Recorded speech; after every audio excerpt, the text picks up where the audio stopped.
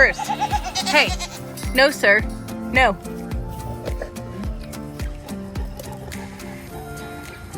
Hey, stop that.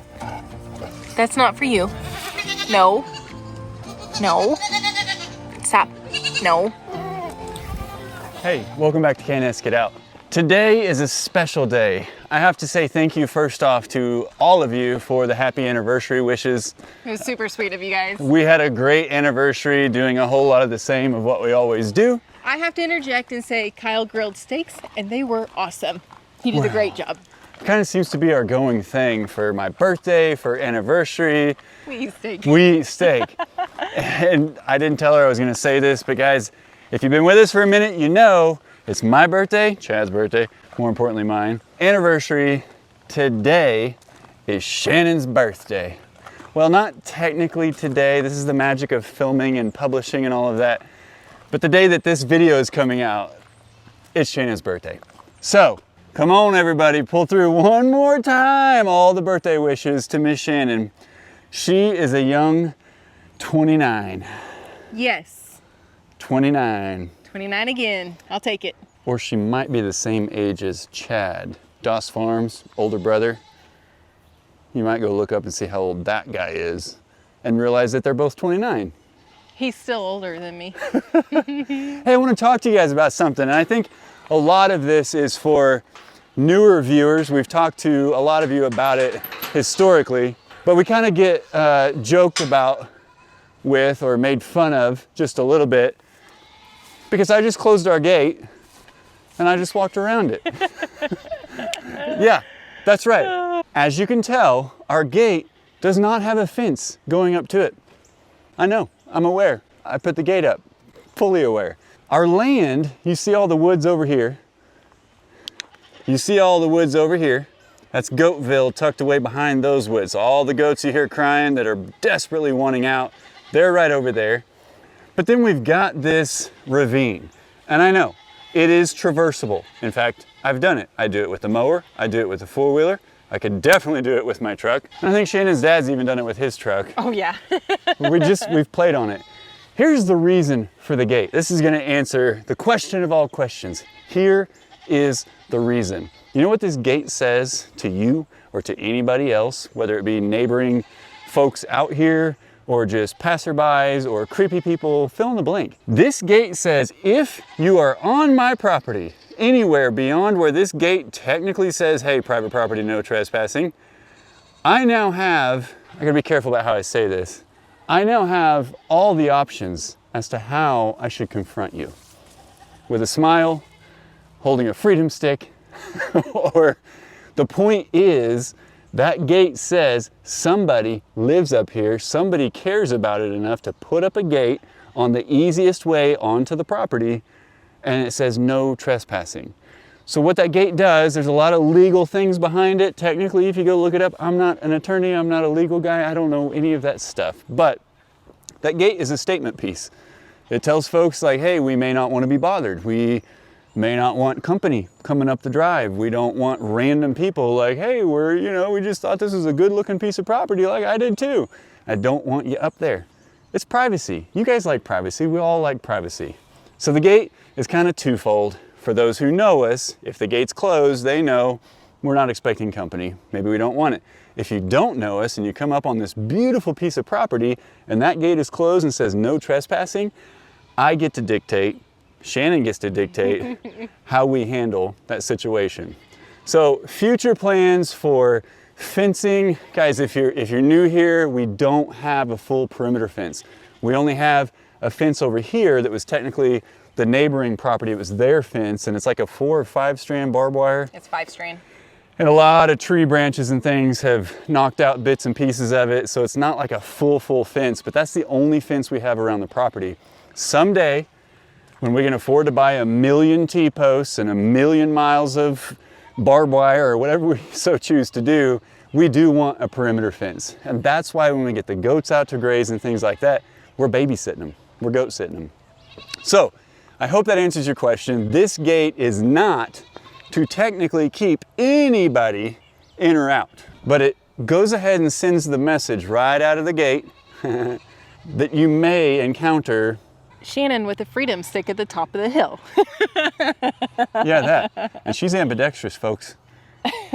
Puts them right where she wants them.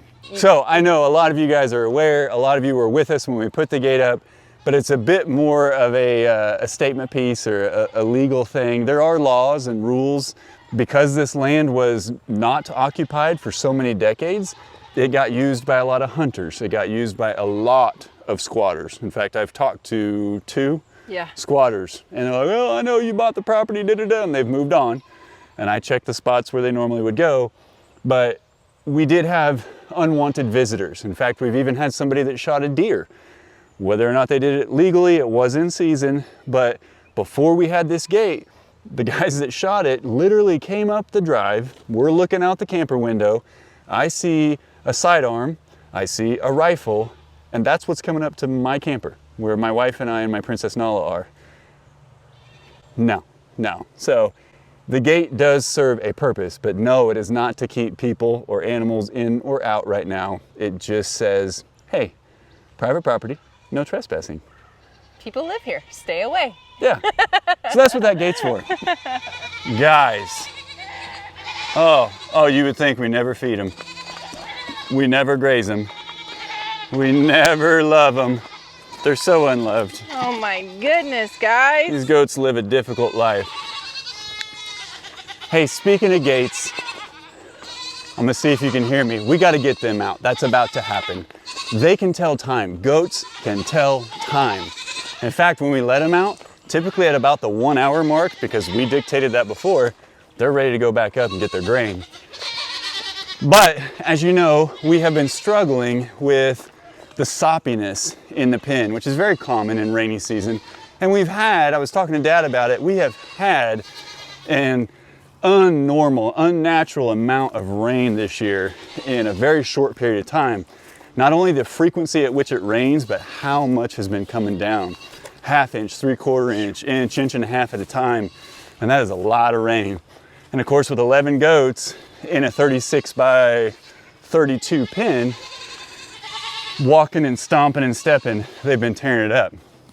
So our interim solution, long-term being, we gotta move them uphill. We gotta move them up somewhere where it doesn't hold the water. Our interim solution, Retired Ralph's Rental Emporium, hooked us up with a couple of electric fences that use solar chargers as opposed to like my plug-in charger that I've got in the well house that does our fence. And so we're gonna give these guys just a little bit of space. It's not much. They're not gonna be too excited about it. But if we have a torrential downpour, they can come outside of the pen whenever they want, get to a little bit higher ground and stay dry. It's good for their hooves, it's good for Herc's paws. They just don't like the mud, nor do we. Well, and it gives us a place to put them while we are trying to work on this and get the tractor in there and get it scraped up and cleaned up and whatever we need to do to it. Yeah, I didn't want to tear down the pen, I have to admit. T-posts in my mind are semi-permanent because it's a lot of work to put them in, it's a lot of work to get them out. And so I really didn't want to break down our current pen setup. So I think we've got a good temporary solution. We're going to put up one of those fences that Dad gave us and probably train them with it hot for a minute. They know our electric fence like no other. They hear the click, they hear the pulsing, and they don't even test it. Don't even try to go through it. If a limb is down on it, they don't mess with it. So I don't think it's going to take much to get them trained to this area, but that is what we're going to do to give them a little bit of space in the event of rain. Now we are coming into the end of that rainy season and we should be getting to like the 85-degree plus days, straight sun. We'll probably be complaining about not having rain before too long, but we love our goats. We love our animals and we're going to do everything we can to keep them healthy and happy. Speaking of keeping them healthy and happy, I think they want out to graze. I think they want out. Is it time to let them out? You guys want to get out? Come on. Let's go, kiddos. First one, Mr. Hercules. Hi, Hercules. He'll stop and say hi, but then he's got to move on to go pee on all the things Bruno's touched. Yeah. Hi, Bubs. That's a good boy. I know it. Here. You want to say hi before you go? Love you, buddy. Oh, Ouija, excuse me, Ouija. Spruce, don't let me get in your way. Spruce loose with the mohawk. Mama and her boys. Here comes all the Blues crew. The entire Blues crew, 1 and 2.0. And of course, Miss Blue. Majestic mama. Such a good girl. Oh, these silly goats. You see where they're going, guys? That's the bird run. That's where we keep the guinea food. That's where we give them worms in the morning, a little bit of scratch. They have learned, probably because I taught them, they sprint up the hill. Shannon doesn't sprint quite as fast as I do. I'm just gonna let him have some of the food until I get up there. Oh, it's totally fine. Normally, I literally would take off running. Kind of like to see how fast my goats are. Believe it or not, Big Weege, he's pretty darn quick. Koopa, Little Mario, those are probably the 2 fastest goats that we have right now, but I don't see Earl and Larry being too far behind once they get a little bit bigger. Even though Koopa and Little Mario are technically older than Larry, they just have Mario blood. So they're gonna be a little bit bigger goats. What are we doing there? Little Mario, bub. He's helping us. Hey, look at him, babe. What are you doing? Little Mario, dude, hey, whoa, whoa. You gonna tear up the tarp, Whoa. man. Hey, this way. Little Mario, this way, come on. This is kind of like He's eating the leaves. some of the behind the Come here. scenes of what you don't always see. Dude, hey, whoa, whoa, whoa, whoa, whoa. Mister. Babe, come here. Just jump down right there. Jump down. Jump down, come I on. know, Koopa. Come on, buddy. There's that boy. Golly. Even Koopa came over crying and nudged me like, hey, get my brother down. Those 2 are ridiculous. They've never done that before. That's silly. That was a first. Yeah, I was just telling them coming up the hill, I was like, hey, here's some of the behind the scenes when we let them out. But that's a new one. That never happens. That's never happened before. He didn't go through It's a or little anything, did he? saggy on the inside, but it didn't go through. It's Aren't we okay. all a little saggy on the inside? I'm a little saggy on the outside. I'm not even sure what that means. Well, we're gonna leave that right where it is. Yeah.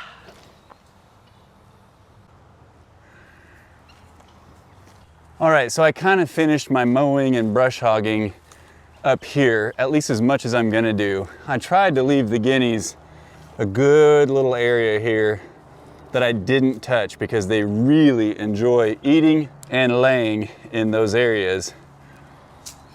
But man, I am so happy for the area that you did mow and cut down. Yeah, It makes such a difference. it really does. Well, and it's so important because those ticks stand at the very tip top of all that tall stuff. And when you walk through it, not only does the tall stuff like reach out and tickle your legs so you think you got a tick, but it's also those ticks are sitting there with their little magnetic legs just hanging off and they're just waiting for you to walk by. And they're crawling up you. So it does help to keep it mowed. It just kind of limits where the guineas might lay. And so that being said, we have no idea where their current nest is. Bruno hasn't been able to find it. We're not 100% sure if he's actually looking for it when we've got him up here. I think he's looking for it. Shannon thinks he's looking for it, but he hasn't found it yet. I brought the 4-wheeler up earlier. I heard the birds squawking. Didn't know if it was like the noises they make when they lay or not, but I could not find the nest, still haven't. I'm guessing by how long it's been since we have found an egg. We found one single egg over there. Somewhere there's a nest that should have between 12 and 18 eggs as of today. I know that's a pretty broad spectrum, but you find the one-offs here and there and you know they're not in the nest, and I don't know where it is. I don't even remember what day it was that we last found an egg. Honestly, it kind of has become an ongoing saga and it all just kind of blends together, but it's really hard to find. Basically what I have learned, where they will take a dust bath just like a chicken does. I'm sure you've seen that 100 million times on my dad's channel, Chad's channel, but they take dust baths as well. Basically, every time I find an egg, which obviously the hens are laying, it'll be like right here, and then about 8 to 12 inches away from it will be a dirt spot. And I think the males basically will take a little dirt bath right there and just kind of flatten it out. And I've actually caught the males pushing the eggs over to that nest. And so the hens will lay close to it, and then the cocks, the guinea cocks, that's what they're called, sorry. Then they push that egg over into the nest, and the hens thereafter will continue to lay right on the nest or close to it, and then they'll push it in. So it's really fascinating, but they are very secretive about it. And if you start to come up the hill, they spread out and they'll kind of distract you. Gray will come over here, a couple of the pearls will go over there, and they'll just make noise like, hey, it's over here, it's over here. But really what they're doing is they're pulling you away from the nest. So that's an ongoing game. Speaking of guinea eggs, absolutely nothing has happened to the guinea eggs in the incubator yet. Well, they've turned a few times. They have turned. Hi, buddy boy. Love you, big guy. Yeah. So we still got them in the incubator. How many do we have total? 22? 22. And I think tomorrow or the day after we can candle them and see how they're doing. All right. So that's exciting. Yeah, I don't know how the candle process is going to work with that thick of a shell, but they claim you can still see it. We're gonna find out. We're gonna test. Yeah. I don't know. And we'll probably use one that we have, that we collected that's not been in the incubator, just for a basis of comparison. Because that's what you do in science class, right? Yes. Yeah. Are you distracting me or are you telling me where the nest is? What are you guys talking about? Where's your nest at, gentlemen and lady? Huh?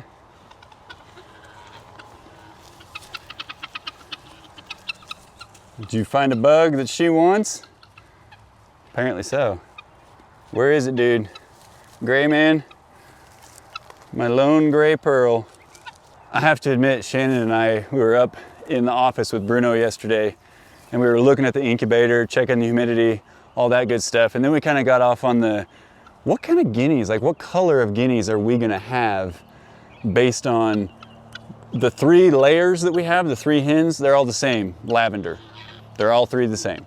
Most of our males are the pearls, the big pearls, and then gray, he's technically a gray pearl. And there's some different names, buff, dior, and you look up a poster of all the different guinea colors and things that can come out, and there is a lot. But basically, just like you and I, they have dominant and recessive genes and traits that we could potentially get different colored guineas out of this batch. And if we don't, then potentially on the next round when they lay, if we were to incubate again, you could get some come out from something that we don't have out here on the homestead currently, which would be awesome. I'm excited to see what's going to come of the eggs. I really am. I think it'll be neat to see the different colors. Oh, I agree. I am so curious what'll come out because I'm not 100% sure if we even sexed the white one. We had what, 1 other gray one or 2? We had 3 grays originally. And then we had the all white one. Speaking of white ones, there's our white goat, mostly white, a little bit of tan coming in. Bottom line is though, guys, we are very excited to see what kind of guineas come out of this next batch. And they pretty consistently lay 1 egg per day. So we're also kind of thinking like, man, what happens if we have, 10 hens? Are we pumping out 10 guinea eggs a day? Do they go to the same nest? Are there going to be multiple nests?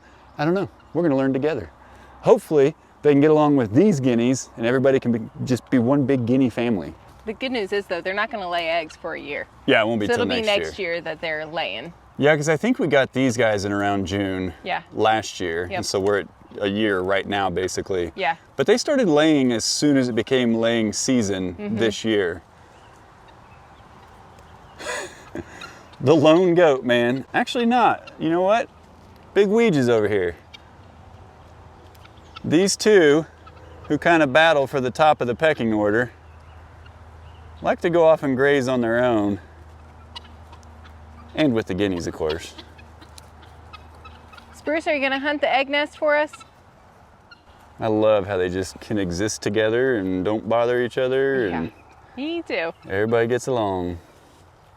All right, so I know we talk about guinea eggs a lot, but it's our reality. It's a daily thing for us. So we just want to share with you what our experience with these guineas are.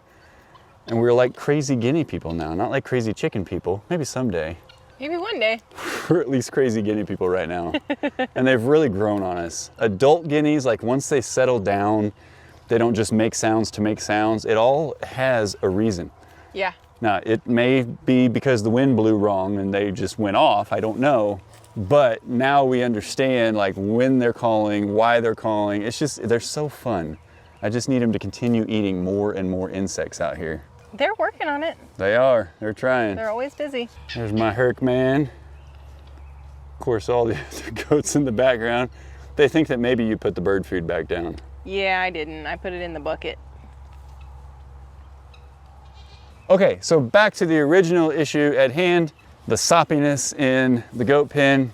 It is gonna create a little bit of a, what's gonna happen here in a bit, because whenever they go back up, the fence is like right in their way based on their normal path that they use to get into the pen. So we're gonna see how that goes here in a bit.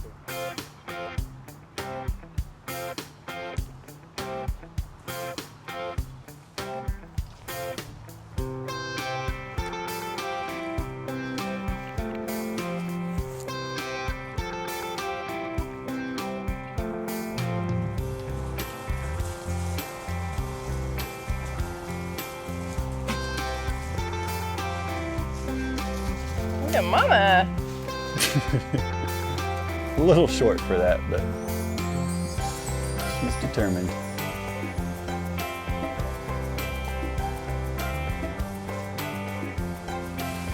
So this is technically the head of our trail. This is our main trail that you've seen us bring the goats around on. The guineas have come out on it with us, and of course all the dogs love this trail. And Shannon brings out Bruno pretty much every morning. Good job, sprucers. No, he's talking to little Mario. Oh, I pushed it over. But what we're thinking is, depending on how well they do with this netting fence that we have down here right now, if they respect it and do well enough with it, because I don't have enough sunlight to keep something like that charged full time out here. Now I could get a couple different chargers, do it differently, blah, blah, blah. But what would be really nice is if eventually I can get enough of those to string together to encompass like at least an acre. I would really like to be closer to the 2 mark with 11 goats. I think the recommended goat per acre number for regular pasture grazing is like 6 to 8 goats per acre. So I would love to give them about an acre, acre and a half. 2 would be ideal. But to use it with that type of fence that's not T-posts, it's not those stakes like I have from Gallagher, but it's just kind of a foot press in, or for us out here where we grow rocks, I do have to hammer them in, but it's a lot less permanent than the full-size fence like we have around Goatville. But then we could kind of come up with a way to move that, let them clear, let them eat, save us on hay and grain, and then once they've cleared one area, encompass a new area, and basically keep them moving through the woods and just keep all the underbrush and stuff cleaned up. That would be a long-term goal. We're still talking about that. And I think it would be ideal. Plus, how great would it be to not have to goat sit while they're out here grazing? We can just bring them out, let them eat, let them hang, give them water, of course, and then come back and get them, take them back to their pen, let them sleep and eat in there. But they do absolutely love it out here. And they've been spending a lot more time out near the trail. And Herc does a really good job watching them out here because he knows the trail so well. They are all in that limb. They are. These are actually, this is all storm damage stuff that we had to kind of clean off the trail. And then this tree took a real hard hit from a massive branch that came down from up there, so I had to cut it down. But yeah, you kind of look at things differently when you have goats that can feast on that kind of stuff. Mr. Dookie, what you doing, buddy? Finding the good stuff? Koopaloop. You guys see how much? That's Mama. That's her boy, Lil Mario. That's her boy, Koopa. So that is Duke, which is from Blue, who just made an appearance. But look how much Duke and Lil Mario look alike.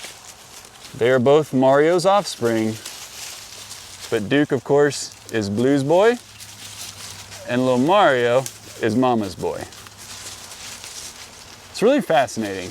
We're probably studying this a little harder than most people, but we're new to it, and it's a lot of fun. What do you think, cute little dude? I think it's fun to see how much alike they all look. I agree. As half siblings. Yeah. Well, and you get in the same group, that's Earl Man. That's Duke's brother. I mean, they were born at the same time, but Earl clearly takes after Blue with those little ears more so than Duke. And then Larry, that guy right there, obviously also Blue's boy. They're really starting to kind of figure out that they're all brothers and sister.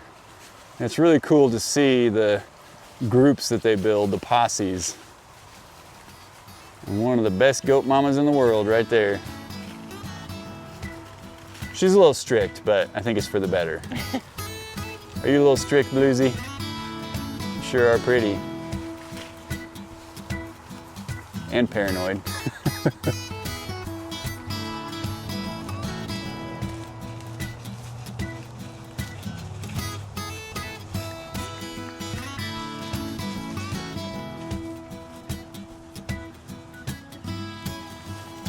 What you doing?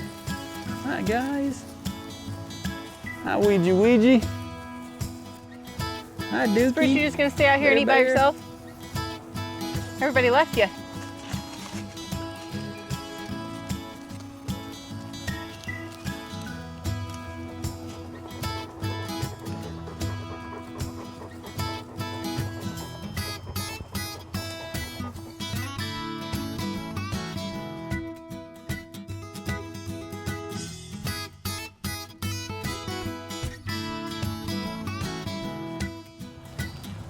Boys, get down. Little Mario.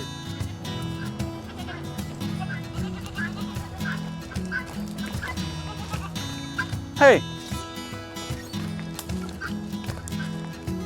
Well, I had been hiding the bird food up there when they would run up here. That's clearly not going to be a thing anymore. Where is your nest, guys?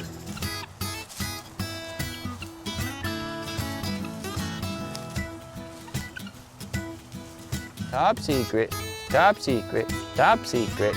No nest, no nest, no nest. You'll never know, you'll never know, you never know.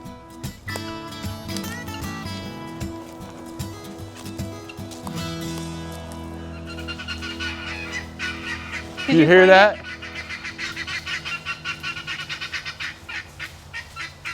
You know why they're talking? Did you just find it? Sure did. How close do you think my count was? What did I say? 12 to 18? 12 to 18. Let's count them. 2, 4, 6, 8, 10, 12, 14. Good job, babe. Hey, thanks. I'm trying to beat out Bruno. Like, you love Bruno a lot. And you're so proud of him when he finds nests. I'm very proud of you for finding this. This is the second nest you found. Thanks. Does that mean I get a special treat like Bruno does? Sure, baby. Okay, do I get to pick the treat? Sure. I'll tell you that later. Okay, so what we have learned though, guys, we try to stay as we keep a little distance from it. For one, I don't want the goats coming over here. They like to follow us wherever we are. But remember what I was saying, you see that little spot, they kind of make it just like they would a dust bath. And I don't see any around the perimeter, but as you heard, when I got close to it, I had no idea where this was, absolutely not. But this is the stuff I left alone. I did not cut this with the brush cutter. And sure enough, they're still in it. Well, the interesting thing too is it's another nest right by a tree. So it makes me wonder if they pick a spot and then they sleep close to it, you know, like maybe in the tree or in the next tree over or something so that they can keep an eye on it. And these are the trees, this bundle right here, basically from here over. Our owl, he likes to hang out in trees on the other side of the trail, or he comes up on this side. But right here is a lot of times if a predator or something comes out here and you hear the birds go off, they go up in these trees. And sometimes they'll be laying up here at dusk, right before dark. And they've been sleeping in these Yeah, trees. and we've learned that like wherever they are at dusk, that's where they are. They're not moving the rest of the night because they're blind. Yeah. Blind as a guinea. We're gonna replace that blind as a bat. They are blind as a guinea at night. Good job, babe. Thank you, I'm very excited about it. The problem is, so 14 eggs, that's basically 4, 5, probably 5 days of production. Because remember that one was over there, so we would have been 15 here. So that's 5 days of production. Okay. We'll see how long they last. Up here, there's no herc protection. There's no my protect. Like, I mean, it took what? How many were they at before those two got broken over there? They were at about 14. 14. Yeah. So snakes, raccoons, whatever, it takes them till about right now. So we'll see how long this one lasts. But I'm glad to know where it is. Me too. That's awesome. She's still tattling on me a little bit that I found the nest. But you guys hear us say pearl, and I just mentioned that the gray is also a pearl. He's just a gray pearl. I just found one of his feathers. So this is where they get their pearl name. This is from gray, but you can see those little spots. They literally just look like little pearls all over. Yeah. And that's just on one feather. But when all their feathers are laying on top of each other, man, it makes a pretty cool pattern. Not sure if the camera picks it all up, but that's why we call them pearls, or that's why they're called pearls. Gray pearl, specifically here. A lot of people think that guineas are ugly, and I think that they are very, very pretty. Now, you kind of have to look past, hi buddy. You kind of have to look past their little faces because they can get some scraggly hairs back here, and they do tend to turn blue if they're upset in the face. But I think that, like, if you just watch their body and watch them run around and move, I think they're really pretty birds. They're fascinating. They're very fascinating. And out here, we've learned with all the predator pressure we have, especially these 7, they've made it a very long time. Yeah. So they got a little wisdom to them. Yeah, they got bird brains. They can make bird brain decisions. But for these 7 to deal with all the predators we've been dealing with, especially this year, they've been pretty heavy. They've done really good. We did not clip their wings because we wanted them to be able to take care of themselves and do what they need to. And honestly, they imprinted on us hard enough that they stick around. So it's not been a big deal, but I'm very thankful we did not clip their wings.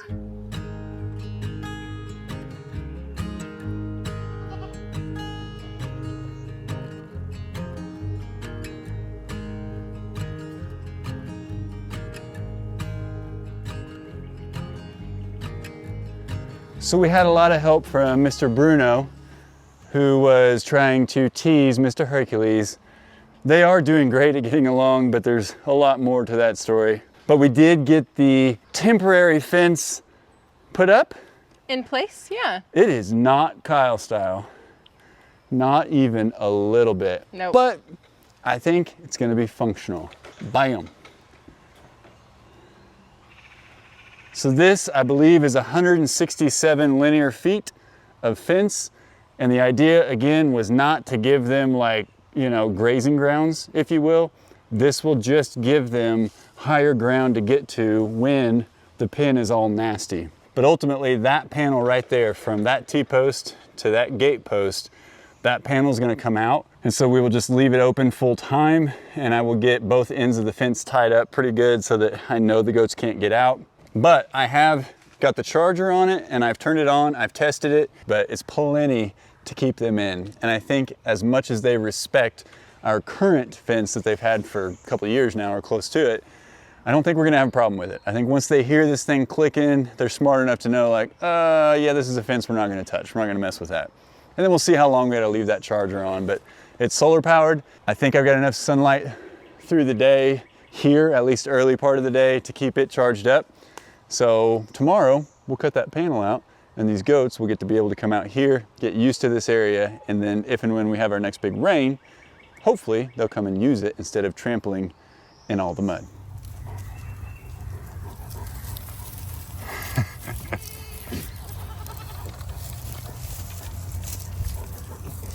What do you think, big fella? You like the pen expansion? Nobody's tried to touch the fence just yet. Ouija's just amazed by the magic. Hey, there was a fence here.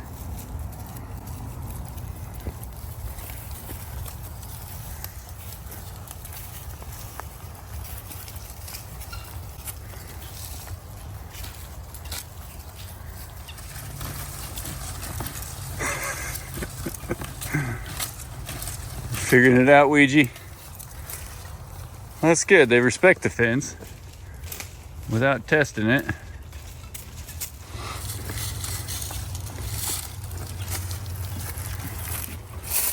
I'm gonna get you a better pallet in here. This one's seen better days, hadn't it? Careful, Bluesy, careful.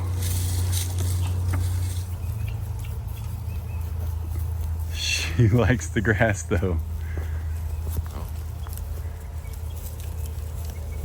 Oh, Herc, she was having a little fun. Are you pleased with it? I am pleased with it. Bruno did try to help me hammer in some of the legs here, which these, by the way, are pretty nice. This is what I was talking about as far as not being like fully permanent.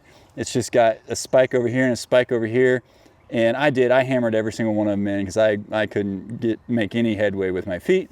But hypothetically, if you had good dirt and you didn't grow rocks like we did, you could probably get those in and out with just your foot, making this a very mobile setup. And so this is kind of what I would like to see, if we could get a good set of these and make sure the goats are trained to it. Then I could set up, you know, acre, 2 acres, however much we can get, and we can start some rotational grazing around the land so that we don't have to do what we just did for the past, well, hour and a half plus of grazing and then feeding and all that stuff. So just trying to make our lives a little bit simpler, trying to take advantage of all the land that we have and the things that they could be grazing on so that they're not eating near as much hay or grain, which they're doing a really good job right now, but hours per day to pull this off. And there's not much else you can do. I've tried to mow, I've tried to run the tractor, and you can a little bit, but you know, they all disappear. And then you get really paranoid, like, oh, where are they? They're usually not far, which is great, but it's that one time that I trust them that then they go too far.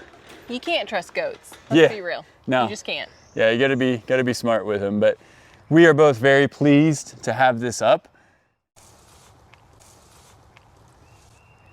I caught you. Yeah, you're having a little post-dinner roll around. Silly boy. Well guys, we love and appreciate each and every one of you. We'll keep you posted on how well this works and of course the guinea nest. Thank you for coming along on this journey with us, and as always, we'll see you in the next one. Bye. What do you think, buddy? You okay with it? The pen expansion? You guys too? Koopa, you seem happy about it. Spruce is gonna take on that massive tree. Atta boy. And don't go killing that big oak right there, dude.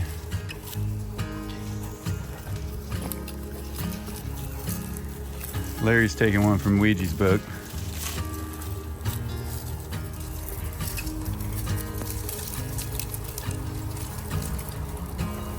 You approve? Thank you, sir. Sheriff Herc on it.